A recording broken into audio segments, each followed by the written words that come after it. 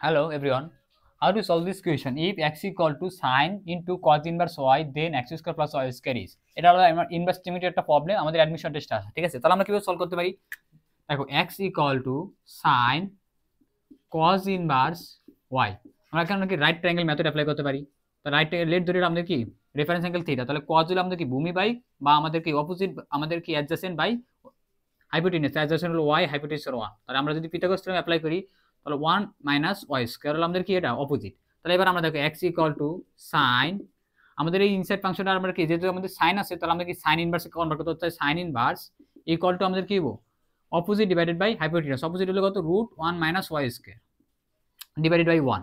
তাহলে আমাদের দেখো x ইকুয়াল টু সাইন এবং তার ইনভার্স ফাংশনে কি ভ্যানিশ হয়ে যাবে, তাহলে আমাদের থাকবে root 1 minus y square, both side square করে দিলে আমাদের x square equal to 1 minus y square.